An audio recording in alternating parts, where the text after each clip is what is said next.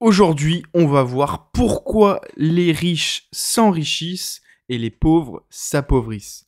D'une manière générale, je pense que vous avez tous déjà entendu cette citation et on va voir pourquoi elle existe et pourquoi elle est vraie, plus ou moins. On va prendre un exemple simple. On va prendre deux personnes. On va prendre Paul et Bernard. Paul gagne 2500 € net tous les mois, tandis que Bernard, lui, va toucher 1500 € net tous les mois. Paul, quant à lui, en fait, il vit au-dessus de ses moyens, c'est-à-dire qu'il a un loyer de 1000 € par mois, qu'il dépense 1000 € en plus tous les mois dans des restaurants, dans des loisirs, et les 500 € restants dans tout ce qu'il a besoin dans la vie de tous les jours, les courses, etc., etc.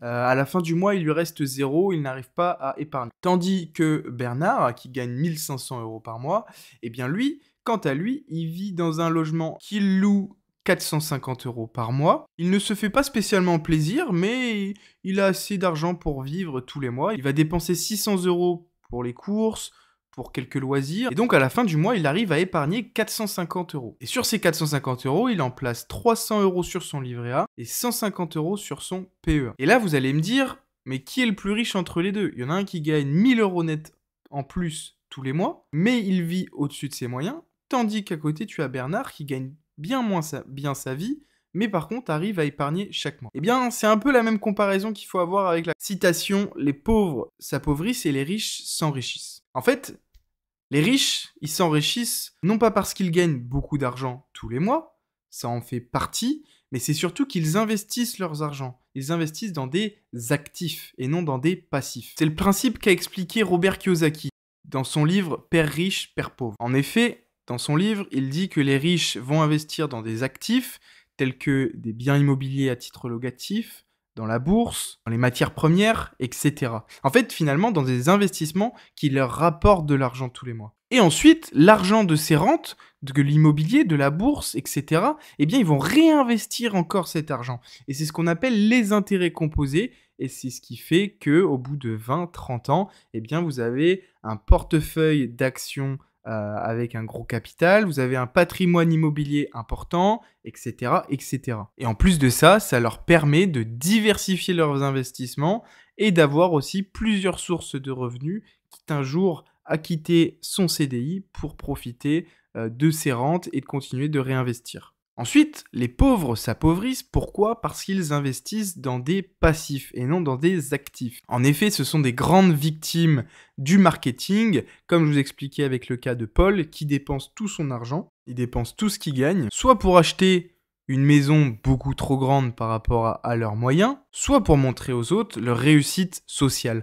en achetant une belle voiture par exemple. Encore une fois, ce n'est pas une question de revenus, mais une question de mentalité. Pour rappel, un élément passif est un élément qui vous fait perdre de l'argent. Par exemple, aller au restaurant très souvent, bien s'habiller avec des marques de luxe. En fait, tous ces éléments cumulés, ça fait que vous n'allez pas avoir d'argent à investir et donc être puni par le système aujourd'hui. Comment on passe d'une catégorie à l'autre? On va voir ça maintenant. La première des choses pour arrêter de perdre son argent, eh bien, ça va être de changer de mentalité, de changer de mindset. C'est pas facile, mais il faut se faire cette charge mentale pour passer cette épreuve, changer de mindset, et je peux vous assurer que derrière, en changeant de mindset, vous allez réussir à trouver 20, 30, 50 € tous les mois pour investir. Je vais vous donner 3 conseils pour réussir à épargner de l'argent et réinvestir. La première des choses, c'est de réfléchir avant chaque achat, chaque gros achat. Savoir si elle est vraiment nécessaire, s'il y a une alternative moins chère. On a tous eu un jour envie d'acheter les dernières chaussures, dernier cri, d'acheter le dernier iPhone, d'acheter le dernier PC, mais il faut se dire, est-ce que j'en ai réellement besoin au fond de moi? On verra dans une autre vidéo comment savoir si un objet nous est utile et si on doit vraiment l'acheter. C'est une certaine règle. Ensuite, le deuxième conseil, c'est d'utiliser l'effet de levier. L'effet de levier, c'est par exemple investir dans l'immobilier, lever de la dette, et grâce à cette dette, vous allez pouvoir investir sur du long terme en pérennisant vos investissements, comme par exemple acheter un appartement, le louer. J'ai déjà eu ce débat sur est-ce qu'il faut acheter en premier sa résidence principale ou acheter un bien à titre locatif, eh bien, ça va dépendre de votre situation, de vos envies. C'est qu'il faut éviter d'acheter un bien pour une résidence principale en allant jusqu'au maximum de sa capacité d'emprunt, car derrière, pour obtenir un autre prêt pour un bien locatif, ça va être compliqué. Et le troisième conseil, c'est de commencer à investir en bourse. Investir en bourse, c'est plutôt facile. Il faut d'abord se former, changer de mindset et surtout investir régulièrement. Même 5 euros par mois, déjà, ça permet de tester, de voir ce qui se passe et ça permet finalement de comprendre les marchés financiers. Malheureusement, aujourd'hui, l'écart entre les riches et les pauvres, eh bien, l'écart se creuse énormément. Comme je vous l'ai dit précédemment, les riches avec l'effet cumulé, eh bien, continuent de s'enrichir et les pauvres continuent de s'appauvrir avec l'inflation, avec les taux d'intérêt, etc., etc. Donc forcément, par définition, l'écart se creuse. Il n'est jamais trop tard pour changer de camp. Alors moi, je vous conseille sincèrement de commencer à vous former, de commencer à apprendre. Il existe des centaines de livres sur la bourse, sur l'immobilier, sur le mindset.